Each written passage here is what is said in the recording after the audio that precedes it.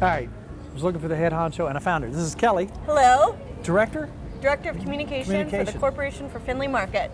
Right there. This place. All right, tell us about that. This is not some new upscale, just started 3 weeks ago. That is certainly not the case. So A whole lot of history here. Lots of history here. So Findlay Market's been around since 1852. Same year I was born.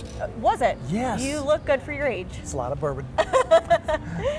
It is Ohio's oldest, longest running public market. So back in the 1800s, there were several markets around Cincinnati, all over Ohio, and this is the only one that is continuously running. So the German influences here are really heavy and cool. Yes. Who doesn't love German food? So you'll find that influence in a lot of our merchants here. So right behind you, right here, is Silverglades.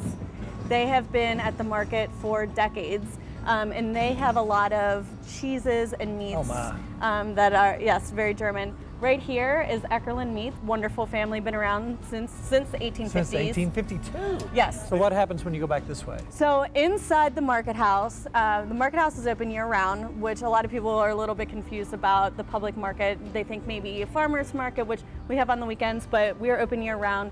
Inside we have over 30 vendors, all individual businesses. But what we do inside and in the storefronts around here is we have about 2/3 grocers. So that means your meats, your raw meats, and your cheeses, your spices, but we also have some prepared food. And then some vendors are a little bit of both. So Grandma Debbie's Kitchen, she has a lot of the brats and sausages and those sorts of things, the sauerkrauts that what you else can do buy. you need? That's all the food groups That's right all there. you need. That's all you need, right? It's a beautiful place. It's a beautiful place with a lot of great food, but I would say also the diversity here. It is by far the most diverse place in the city of Cincinnati. But how in the world did I not know? If I don't know, then that means a lot of other people don't know. So what would you say to people who are maybe just an hour away to come on up here and cross the bridge? I would say we are more than just the farmers market that a lot of people think we are. We are home to 50 full-time merchants, all individually owned businesses. You are supporting the local economy, you are supporting local farmers. You get to interact with the person who's growing your food. Well, I think we need to get up and look around. I think so too. Thank you so much. No problem.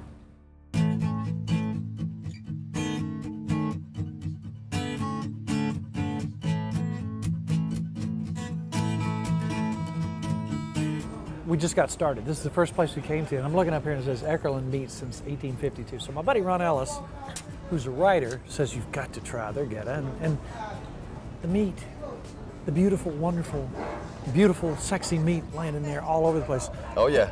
Tell us who you are. Josh Lillis with Eckerlin Meats. I'm sixth generation here. Sixth generation. Six generations, Tell 1852. us about the history of this. The Eckerlin family, my family had 3 slaughterhouses and about 5 butcher shops all through town.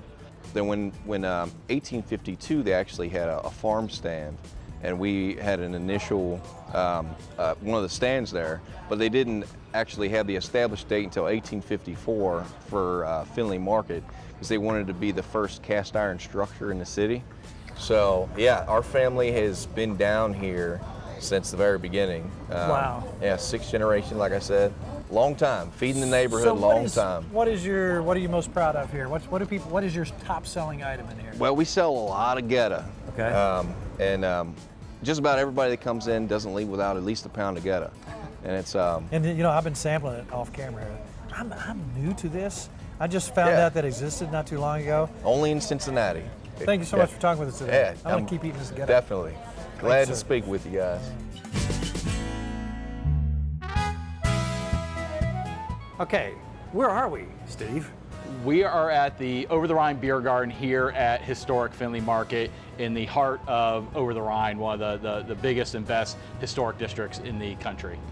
Yeah, and this neighborhood was built by Germans. It was so German, they joke when you cross the canal that you were crossing the Rhine River into a little Germany, so over the Rhine. 75% of the population of the city in the late 1800s was German immigrants or children of immigrants, and so they brought all their culture and customs and food with them. 4 or 5 newspapers that were in German print. At least, yeah. They taught German in the school. It was spoken in the streets. Business was done here, and so this literally was a little Germany right here in Ohio. Wow.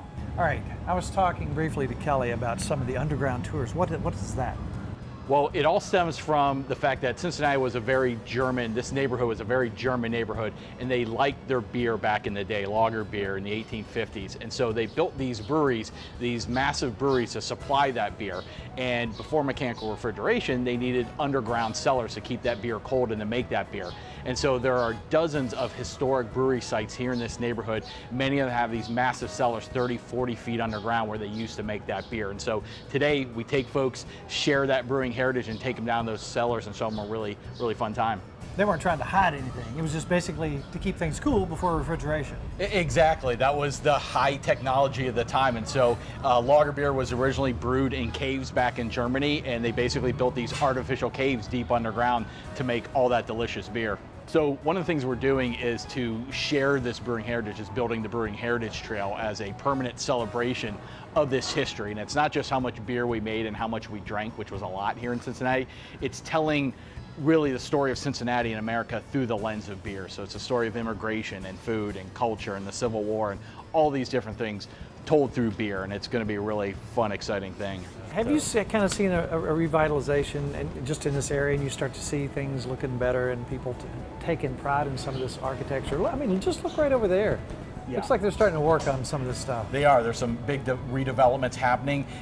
It's a neighborhood that was neglected for a very, very long time for a lot of reasons, big national reasons, local reasons. And in the last 5 to 10 to 15 years, we've really seen, again, a reappreciation of these assets that we have, the history, the culture, the buildings, the fact that it's already here. We're not building a whole new neighborhood somewhere on a cornfield somewhere. It's already here. It's already been paid for. And so all those things are coming together, and people are really appreciating the urban life and all this history down here. Thank you so much.